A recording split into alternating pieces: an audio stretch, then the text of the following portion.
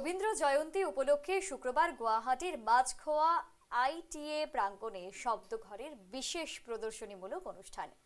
3 দিন ধরে চলবে এই অনুষ্ঠান, যার মূল থিম আলোক শিখা জ্বলুক প্রাণে। উৎসবটি উৎসর্গ করা হয়েছে রবীন্দ্রনাথ ঠাকুরের জীবন এবং সৃষ্টিকে কেন্দ্র করে। সূচনা অনুষ্ঠানে মুখ্য অতিথি হিসেবে উপস্থিত ছিলেন শিল্পী মনোজ মুরলী নাইয়া।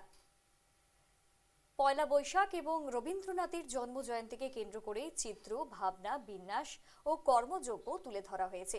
শনিবার অনুষ্ঠানের প্রথম পর্যায়ে রু ও রবি এই শীর্ষক একটি উপস্থাপনা থাকবে। এরপর এবং মনোজ শীর্ষক অনুষ্ঠানে রবীন্দ্রসঙ্গীতের এক সুরেলা ভ্রমণে অংশ নেবেন শিল্পী মনোজ মুরলী নাইয়ার।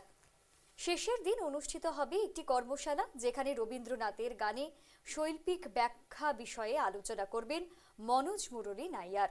ছাত্রছাত্রী এবং অন্যান্য সকলকে এই অনুষ্ঠানে সাদর আমন্ত্রণ জানিয়েছেন আয়োজকরা। রবীন্দ্র জয়ন্তী উপলক্ষে সপ্তঘরের বিশেষ অনুষ্ঠান আলোক শিখা জ্বলুক প্রাণে থিমের এই অনুষ্ঠান চলবে আগামী 3 দিন। বহুদিনের ইচ্ছে ছিল 25শে বৈশাখকে ঘিরে একটা অভিনব প্রদর্শনী, মানে গুয়াহাটি শহরকে তুলে দেবার। তো সেটা আজকে আমরা সম্ভব করতে পারলাম একমাত্র আমাদের সহযোগী রাজ্য, আমাদের বন্ধু রাজ্য, প্রতিবেশী রাজ্য ত্রিপুরার থেকে আগত শুভ্রজিৎ ভট্টাচার্য মহাশয়, যার বিন্যাস, গ্রন্থনা এবং ভাবনা সম্পূর্ণটা ঘিরে রয়েছে এই প্রদর্শনী। আমরা গুয়াহাটিবাসীকে এটা উপহার দিতে পেরে সত্যি আনন্দিত। এরকম প্রদর্শনী আমরা বলতে পারি যে এর আগে আসামে অন্তত হয়নি। আমার জানা নেই তার বাইরে কলকাতা শহরে হয়েছে কিনা, আগরতলায় হয়েছে। আমি প্রতিটি ছাত্রছাত্রীর কাছে 8 থেকে 80 সকলের কাছে এই আবেদন রাখতে চাইছি যে অবশ্যই আসুন। 3টে দিন আমাদের খোলা রয়েছে এই প্রদর্শনী, এবং তারা নতুনভাবে আবারও আবিষ্কার করতে পারেন আমাদের রবীন্দ্রনাথকে। শব্দঘরের 3টে দিন রয়েছে উৎসব, এবং আগামীকাল আমাদের মধ্যে থাকবেন মনোজ মুরলী মহাশয়, আমাদের অতিথি শিল্পী। আমাদের রবীন্দ্রকে একটি সন্ধ্যা উপহার দেবেন কালকে, এবং পরবর্তী দিন মানে 3রা মে আমাদের একটি কর্মশালার আয়োজন রয়েছে, যেখানে সম্পূর্ণভাবে উনার তত্ত্বাবধানে একটি সেমিনার কাম কর্মশালার আমরা আয়োজন করেছি। তো ঠিক এই বক্তব্য উঠে এলো, আরো কি ছবি উঠে আসছে, সব বিস্তারিত তুলে ধরেছে আমাদের প্রতিনিধি রামকৃষ্ণ। দেখুন। বৈশাখ মাস এসে পড়েছে এবং 25শে বৈশাখও বেশি দিন আর দেরি নেই। আজকে আমরা এসে পড়েছি গুয়াহাটির মাঝখোয়া আইটিএ সেন্টারে। তো এখানে 3 দিনের একটি প্রদর্শনী শুরু হয়েছে।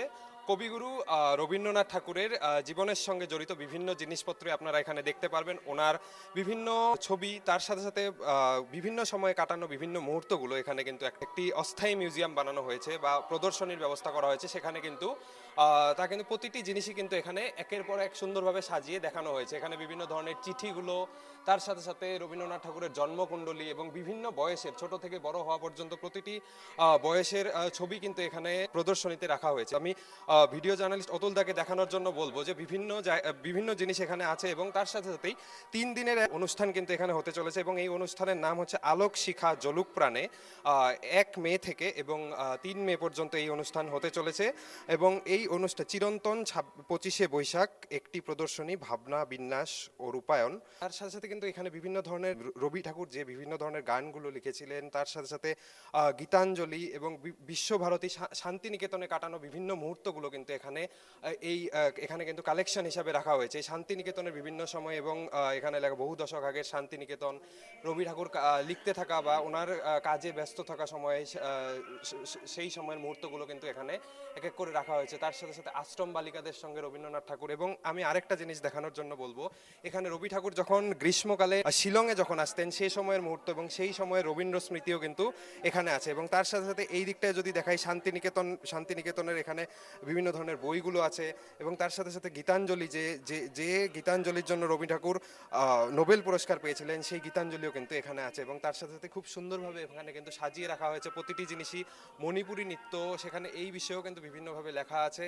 আশ্রমের মেয়েদের সেখানে শান্তিনিকেতনে বিভিন্ন ধরনের প্র্যাকটিস হয়, সেগুলোই কিন্তু এখানে প্রতিটি মুহূর্ত কিন্তু এখানে রাখা হয়েছে। এবং আপনারাও এখানে আসতে পারেন 3 দিনের এই প্রদর্শনী।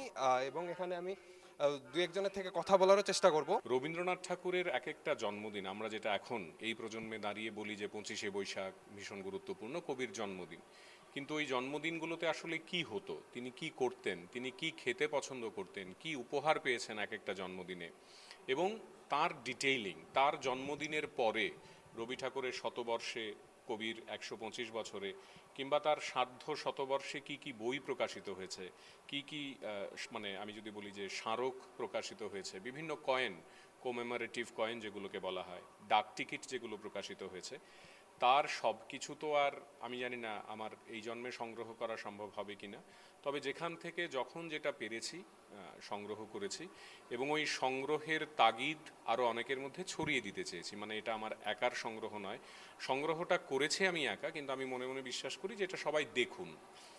মিডিয়ার কাছে আমার অশেষ অশেষ কৃতজ্ঞতা যে আপনারা এই সুযোগ আমাকে দিচ্ছেন যে আমি আরও বৃহত্তর মানুষের কাছে আপনাদের রাজ্য তথা গুয়াহাটি শহরের সকল রবীন্দ্রপ্রেমীদেরকে বলতে পারছি যে আপনারা এসে আমার এই ক্ষুদ্র প্রয়াসটি আপনারা উপভোগ করবেন। গুয়াহাটির মাছখোয়া থেকে ক্যামেরায় অতুলের সঙ্গে রামকৃষ্ণ সরকারের রিপোর্ট, নিউজ লাইভ বাংলা।